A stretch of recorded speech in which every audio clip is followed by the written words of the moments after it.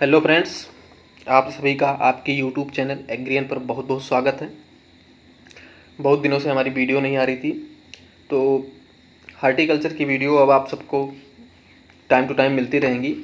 आपका कोर्स जो है 3 से 4 महीने में हम कवर कर देंगे, तो आप लोग टेंशन मत लीजिए कि वीडियो नहीं आ रही है या ऐसा कुछ है। तो अब वीडियो आपको प्रॉपर आएगी। कुछ कारणों की वजह से वीडियो नहीं बना पा रहा था मैं, तो आप सभी को जो है हार्टिकल्चर की वीडियो प्रॉपर मिलती रहेंगी। आप लोग बेफिक्र रहिए, आप एग्रियन टीम के साथ जुड़े हैं तो आप फुल डेडिकेशन के साथ पढ़ाई करते रहिए और एक जोश के साथ, फुल डेडिकेशन के साथ पढ़ते रहिए। जोश कभी डाउन नहीं होना चाहिए, ठीक है। आप मोटिवेट रहिए। आपका काम क्या है? सिर्फ पढ़ाई करना, ठीक है। उसके बाद कोई दिक्कत हो, कोई क्वेरी हो किसी भी सिलेबस में, तो आप पूछ सकते हैं, आप कमेंट कर सकते हैं। नहीं तो हमारे कॉन्टैक्ट नंबर दिए गए हैं डिस्क्रिप्शन में, जाके आप उससे नंबर ले सकते हैं, बात कर सकते हैं, ठीक है। और जोश डाउन नहीं होना चाहिए, मोटिवेट होते रहिए, ठीक है। क्योंकि ज़िंदगी की जंग जो है बंदूकों से नहीं, हौसलों से जीती जाती है। इसलिए सभी लोग मोटिवेट रहिए, ताकत बनाए रहिए, एक जोश रखिए अपने पास कि जो है, जो भी परीक्षाएं आगामी परीक्षाएं आने वाली हैं उनमें सिलेक्शन लीजिए। ये जोश बना के रखिए कि आई एम सिलेक्टेड, ठीक है। चलिए हमारे टॉपिक पर चलते हैं। बनाना का जो बोटेनिकल नाम होता है वो मूसा पैराडिसाइका होता है, मूसा सपेंडेसी होता है और मूसा बल्बिसियाना होता है। बल्बिसियाना जो होता है वो आपका कुकिंग पर्पज़ के लिए उपयोग किया जाता है।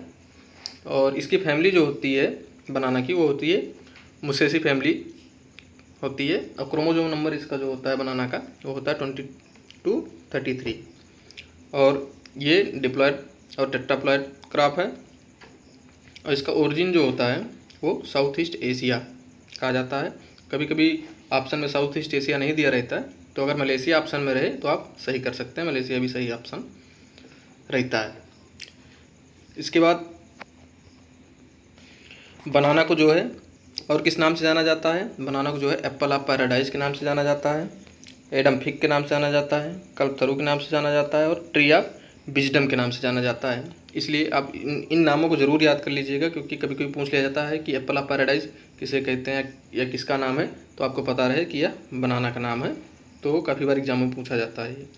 और भारत का जो है पहला स्थान है बनाना प्रोडक्शन में पूरे वर्ल्ड भर में। भारत का जो है पहला स्थान है, जो प्रोडक्शन में जो है पहला स्थान है पूरे वर्ल्ड भर में। और बनाना जो होता है वो ट्रॉपिकल क्रॉप है और हर्ब्स इन नेचर की होती है। बनाना में जो मॉइस्चर कंटेंट पाया जाता है वो 70% पाया जाता है। और कार्बोहाइड्रेट जो पाए जाते हैं वो आपके 27.2% पाए जाते हैं। और कैलोरी जो पाई जाती है आपकी 67 to 137 किलो कैलोरी पर 100 ग्राम पाई जाती है।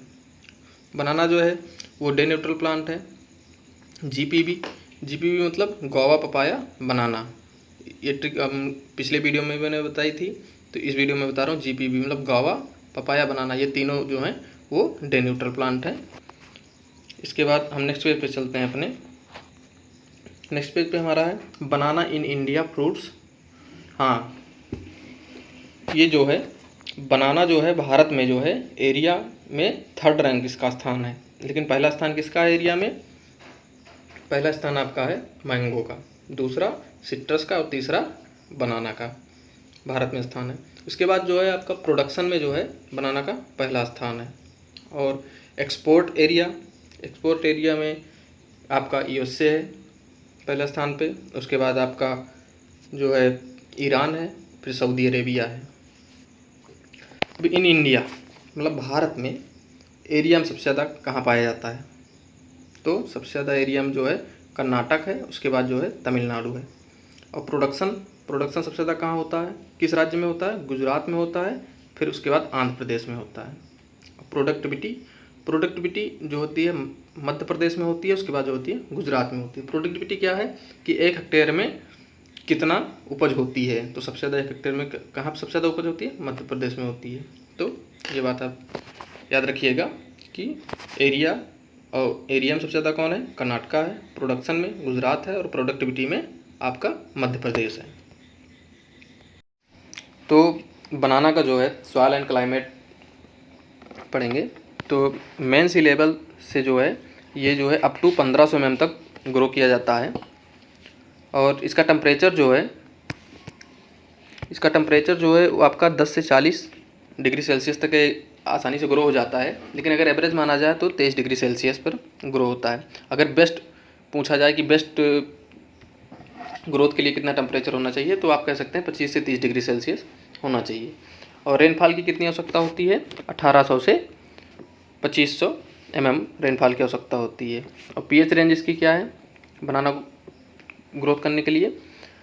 5.5 से 8 जो है पीएच होना चाहिए। लेकिन हाँ, गुड ग्रोथ के लिए, वेल परफॉर्म के लिए जो होना चाहिए 6.5 से 7.5 होना चाहिए। और इसको जो है मेनली एसिटिक सॉइल में ग्रो किया जा सकता है।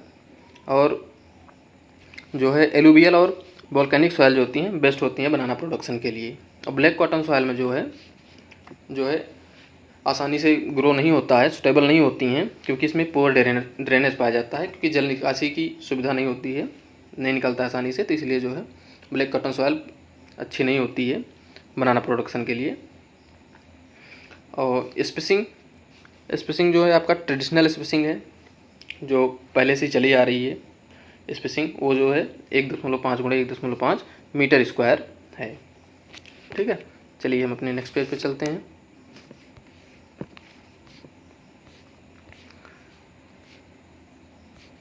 नेक्स्ट पेज है हमारा varieties, planting distance and population per hectare. अब हम देखेंगे कौन सी वैरायटी की कितनी प्लांटिंग डिस्टेंस है और कितने पौधे लगते हैं 1 हेक्टेयर में। तो डॉर्क कैवेंडिश वैरायटी है, डॉर्क कैवेंडिश, इसकी जो है 1.5 × 1.5 मीटर स्क्वायर जो है इसकी प्लांटिंग डिस्टेंस है। और इसमें जो है पौधे जो लगते हैं वो 4440 पौधे लगाए जाते हैं। और उसके बाद है दूसरी वैरायटी हमारी है रोबस्टा एंड नेंद्रान। इसका जो प्लांटिंग डिस्टेंस है वो है 1.8 × 1.8 मीटर स्क्वायर। और इसमें कितने पौधे लगाए जाते हैं? 3080 पौधे लगाए जाते हैं। उसके बाद है पुवन और रस्थाली। इसकी जो प्लांटिंग डिस्टेंस है इसकी है 2.1 × 2.1 मीटर स्क्वायर। और इसमें कितने पौधे लगाए जाते हैं? 2260 पौधे लगाए जाते हैं।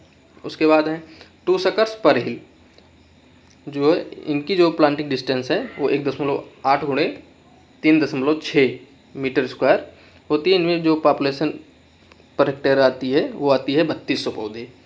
और 3 सकर्स पर हिल में 1.8 × 3.6 मीटर स्क्वायर में आते हैं कितने पौधे आते हैं? 4800 पौधे लगाए जाते हैं 1 हेक्टेयर में। तो अब वैराइटीज़ के बारे में थोड़ा पढ़ते हैं हम लोग। बनाना की आपकी कौन कौन सी वैरायटियाँ हैं? तो बनाना की जो इम्पॉर्टेंट वैरायटी है वो आपकी है मोनथॉन है, चकैया है, ग्रांड नैन है, उसके बाद है रोबस्टा। ये जो है बनाने की वैरायटियाँ हैं। और हिल रीजन में हिल एरिया में कौन कौन सी उगाई जाती हैं? तो हिल वैरायटीज़ कौन कौन सी हैं आपकी है विरूपक्षी, सिरूमलाई और रेड बनाना और लादेन। ये जो है आपकी हिल वैराइटीज़ हैं। तो इसको आप ज़रूर याद कर लीजिएगा। वैरायटियाँ ज़्यादा नहीं दी गई हैं, 4-5 दी गई हैं एक में, तो आप ज़रूर इसको याद कर लीजिएगा, बहुत ही इंपॉर्टेंट है। चलिए हम अपने नेक्स्ट पेज पे चलते हैं। हमारे नेक्स्ट पेज पे है प्लांटिंग मटेरियल। बनाना जो है वो प्रोपोगेट किससे होता है? शक्कर से होता है। मेनली जो होता है वो शॉर्ट शक्कर से होता है, जिसका जो होता है वेट कितना होता है शॉर्ट शक्कर का? 1.5 से 2.0 किलोग्राम होता है। और प्लांटिंग टाइम, बनाना प्लांटिंग टाइम कितना है? जून जुलाई, कॉमनली लिया जाता है जून जुलाई, लेकिन हिल एरिया में जो है वो आपका जून टू अगस्त में जो है प्लांटिंग कर सकते हैं। और वाटर रिक्वायरमेंट क्या होता है कि जैसे आप प्लांटिंग किए उसके बाद तुरंत जो है आप सिंचाई करते हैं। और उसके बाद जो है अगर गार्डन लैंड है तो आप जो है 1 सप्ताह बाद सिंचाई कीजिए। मतलब हर वीक में सिंचाई करते रहिए। और उसके बाद जो अगर वेटलैंड है तो आप जो है 10 से 15 दिन पे सिंचाई करते रहिए। ग्रांड नैन इस popular variety of banana for tissue culture. Grand name जो है पॉपुलर वैरायटी है टिश्यू कल्चर की, तो इसको आप ज़रूर याद रखिएगा। ग्रैंड नेम जो है टिश्यू कल्चर की बहुत ही फेमस वैरायटी है, इसको आप ज़रूर याद रखिएगा। उसके बाद है महाबनाना। महाबनाना जो है मार्केटिंग ऑर्गेनाइजेशन है। ये कब इस्टेब्लिश्ड हुआ था? ये जो इस्टेब्लिश्ड हुआ था 2002 में। कहाँ पर? महाराष्ट्र के जलगांव में जो है इस्टेब्लिश। और जलगांव को क्या कहते हैं? जलगांव को कहते हैं बनाना टाउन और बनाना सिटी कहते हैं, ठीक है। और उसके बाद हमारा है major pest of banana. Major pest of banana है एफिड है। एफिड का जोड़ित नेम क्या होता है? पेंटालोनिया नाइग्रोनर्वोसा। पेंटालोनिया नाइग्रोनर्वोसा, ठीक है, उसको आप याद रखिएगा, इंपॉर्टेंट है। उसके बाद है मूसा बल्बिसियाना, यूज्ड फॉर कुकिंग पर्पज। आपको मैंने पहले भी बताया था कि मूसा बल्बिसियाना जो है कुकिंग पर्पज़ के लिए यूज़ की जाती है। और जो कुकिंग पर्पज़ के लिए यूज़ किए जाते हैं बनाना, उनको हम प्लांटेन कहते हैं।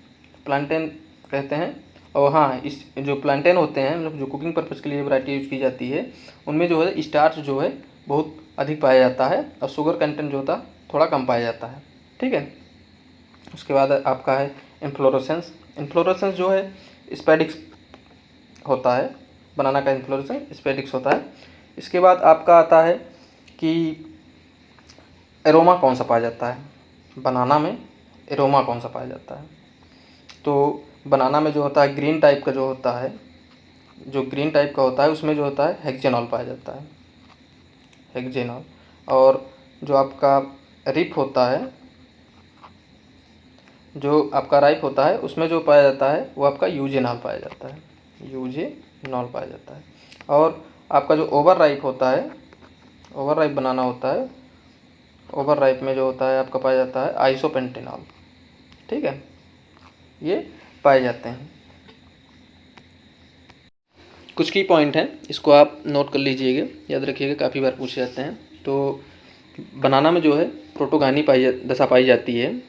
प्रोटोगानी दशा जो पाई जाती है, प्रोटोगानी में क्या होता है कि फीमेल जो होती है वो पहले मैच्योर हो जाती है, तो उसे हम प्रोटोगानी कहते हैं। और उसके बाद दूसरा जो है आपका वो है पार्थेनोकार्पी। पार्थेनोकार्पी दशा जो है बनाना में पाई जाती है। इसमें क्या होता है कि ये सीडलेस जिनमें पाई होता है, जिनमें भी पार्थेनोकार्पी दशा पाई जाएगी वो फ्रूट जो होंगे वो सीडलेस रहेंगे। उसके बाद आपका टाइप ऑफ फ्रूट जो होता है वो बेरी टाइप का फ्रूट होता है। बनाना में जो टाइप ऑफ फ्रूट है वो बेरी टाइप ऑफ फ्रूट है। और इसमें जो एडिबल पार्ट होता है वो आपका मीजोकार्प होता है और इंडोकार्प होता है। और बनाना में जो पॉलिनेशन होता है, पॉलिनेशन जो होता है बर्ड द्वारा होता है, बर्ड द्वारा होता है। जिनमें भी बर्ड द्वारा पॉलिनेशन होता है उसको हम ऑर्निथोफिलस कहते हैं, ऑर्निथोफिलस कहते हैं, ठीक है। तो इसको आप याद रखिए लीजिएगा, काफ़ी इंपॉर्टेंट है, काफ़ी बार पूछ लिया जाता है जनरल क्वेश्चन में भी। तो ठीक है, नेक्स्ट पेज पे चलते हैं हम सब। Disease of harvesting time of बनाना। तो बनाना में कौन कौन सी डिजीज़ लगती है देखते हैं। बनाना में पहली डिजीज़ है आपकी एंथ्रेक्नोज। एंथ्रेक्नोज जो है वो फंगस से ग्रो होती है और कोलेट्रोटिकम मुसेई से। और दूसरी है बंची टॉप ऑफ बनाना, जो कि इसका वेक्टर जो होता है bunchy top of banana, bunchy top of virus भी कहते हैं इसे। तो ये जो है एफिड इसका वेक्टर है। और Pentalonia nigronervosa. Panama wilt, Fusarium wilt. Panama wilt जो होता है ये फ्यूजेरियम ऑक्सीस्फोरम से होता है। स्पीसीज जो होती है इसकी क्यूबेंसी होती है। और हार्वेस्टिंग बनाना की कब करते हैं? अब डॉर्फ बनाना जो होता है वो रेडी तैयार मतलब तैयार हो जाता है हार्वेस्टिंग के लिए कितने महीने में? 11 से 14 महीने में तैयार हो जाता है। लेकिन जो टाल वैरायटी होती है वो 14 से 16 महीने में तैयार होती हैं हार्वेस्टिंग के लिए। रेटूनिंग जो होती है 3 क्रॉप होती हैं, एक मेन क्रॉप होती है और 2 रेटून क्रॉप होती हैं। रेटूनिंग होती है जैसे आप गन्ने में रेटूनिंग करते हैं वैसे इसमें भी करते हैं कि मेन क्रॉप ग्रो हुई, उसको कट कर दिया, उसके बाद जो निकलता है उससे फिर क्रॉप लेते हैं। तो इस तरीके से एक मेन क्रॉप हुई, 2 रेटून क्रॉप हुई। और बनाना की यील्ड जो है वो आपकी 33.6 टन्स पर हेक्टेयर है। और स्टोरेज में जो है स्टोरेज का टेम्परेचर कितना होता है बनाना का, जो होता है 13 से 14 डिग्री सेल्सियस होता है, और रिलेटिव ह्यूमिडिटी जो होती है 90 से 95% होती है। ठीक है, तो चलिए हम नेक्स्ट पेज पे। तो अब हम सब पढ़ेंगे बनाना में से रिलेटेड जो है टर्मिनोलॉजी क्या क्या है, तो इसके बारे में हम पढ़ेंगे। तो पहली टर्मिनोलॉजी हमारी है डिसकरिंग। अब डिसकरिंग होता क्या है? रिमूवल ऑफ सरप्लस और unwanted suckers from the plant. तो डिसकरिंग में जो मेन प्लांट होता है उसके आसपास में जो है जो अनवांटेड जो होते हैं सकर्स जो है निकले रहते हैं, उनको जो है रिमूव कर दिया जाता है, जिससे जो होता है प्लांट अच्छे से ग्रोथ कर पाए, जो भी न्यूट्रिएंट डाले वो सीधा प्लांट ही ऑब्जर्व करे। तो इसलिए जो है रिमूव किया जाता है, इसी क्रिया को हम डिसकरिंग कहते हैं। ठीक है, इसके बाद हमारा है दूसरा टर्मिनोलॉजी है प्रॉपिंग। प्रॉपिंग को आप साधारण भाषा में कह सकते हैं कि सहारा देना। At a bunching stage provide support to the plant. मतलब जो जब क्या कहते हैं आपका फ्रूट तैयार हो जाता है तो उसके बाद क्या होता है कि 30 से 40 किलो वज़न बढ़ जाता है प्लांट पे, तो उसके लिए सहारा दिया जाता है, बम्बू से जो है लगा दिया जाता है, जिससे प्लांट जो है तुम्हारा डैमेज ना हो, क्योंकि हवाएं तेज़ चलती हैं तो डैमेज होने के चांस ज़्यादा रहते हैं। तो इसीलिए ये क्रिया की जाती है प्रॉपिंग। ठीक है, इसके बाद है आपका डीनेबलिंग। डीनेबलिंग क्या होता है? डीनेबलिंग क्या होता है? Removal of male bird after completion of female phase. तो इसमें क्या होता है, जब डीनेबलिंग आप देखे होंगे, जब आपका फ्रूट जो है लग जाता है, लगने के बाद जो होता है जो मेल बर्ड होता है वो आप देखे होंगे फील्ड में जाके कभी भी, तो आपका रेड या ब्राउन कलर का गुच्छा नीचे लटका हुआ दिखाई देता होगा, वही मेल बर्ड होता है। तो उसको हम रिमूव कर देते हैं। रिमूव किस लिए करते हैं? रिमूव इसलिए करते हैं क्योंकि जो हमारा फ्रूट्स जो लगे हैं वो ग्रोथ कर पाएँ अपनी, तो वो केले बनाना क्या होगा, हेल्दी हो जाएगा और ग्रोथ अच्छी कर पाएगा, इसलिए डीनेबलिंग करते हैं। ठीक है, इसके बाद है नेक्स्ट टर्मिनोलॉजी है आपकी स्लीविंग। स्लीविंग क्या होती है? आप स्लीविंग फिगर में देख सकते हैं, इसमें लगाया हुआ है कि पॉलीथीन कवर से जो होता है आपके जो घेर होती है जिसमें आपके फ्रूट्स लगे होते हैं, उसको पूरा कवर कर दिया जाता है। तो इसी को ही हम स्लीविंग कहते हैं। ये क्यों किया जाता है? क्योंकि इससे क्या होता है, डायरेक्ट सनलाइट नहीं पड़ती है और इंसेक्ट पेस्ट में भी काफ़ी अच्छा रहता है, और फ्रूट की क्वालिटी जो होती है वो बहुत ही अच्छी रहती है, इसलिए जो है स्लीविंग कर दिया जाता है। ठीक है, उसके बाद हमारा है नेक्स्ट है डीहैंडलिंग। अब डीहैंडलिंग क्या होता है? Removal of false finger in bunch. Dehandling जो होता है, आप इसमें ऐसे देखिए, जैसे ये आपका ऐसे ऐसे लगे रहते हैं और इसमें जो है आपके फल लगे रहते हैं, ये पूरी आपकी घेर है। और उसके बाद जो घेर से इसे अलग कर लिया जाता है, जो बीच में स्टेम बचता है, इसी को ही हम फॉल्स फिंगर बोलते हैं। तो इसी को अलग करने की क्रिया को ही डीहैंडलिंग कहा जाता है। ठीक है, उसके बाद आपका नेक्स्ट टर्मिनोलॉजी है मटोकिंग। अब मटोकिंग क्या होता है? मटोकिंग जो होता है आफ्टर द हार्वेस्टिंग, जो ये क्रिया की जाती है ये हार्वेस्टिंग के बाद की जाती है। Pseudo stem should be cut. इसमें स्यूडो स्टेम जो है कट कर दिया जाता है, leaving a stump of about 0.6 metre height. मतलब जो सतह से, ज़मीनी सतह से जो है 0.6 मीटर हाइट पर इसको कट कर दिया जाता है। अब क्यों कट कर दिया जाता है? क्योंकि जो हमारे सकर्स हों उनको न्यूट्रिएंट जो हम दें वो फुल्ली एब्जॉर्ब कर सकें और ग्रोथ कर सकें। ठीक है, और इसके बाद जो है हमारा जो है और जो है एक पॉइंट मेरा छूट गया है इसमें, जो थ्रेसिंग। थ्रेसिंग जो होता है removal of old dry and disease part of plant. मतलब जो ओल्ड और ड्राई हो जाते हैं, डिजीज पार्ट रहते हैं, उनको जो हम रिमूव करते हैं उन्हें ही हम थ्रेसिंग कहते हैं। ठीक है, और इसके बाद जो है time from flowering to bunch maturity. मतलब फ्लावरिंग से लेकर के आपका जो बंच मैच्योरिटी है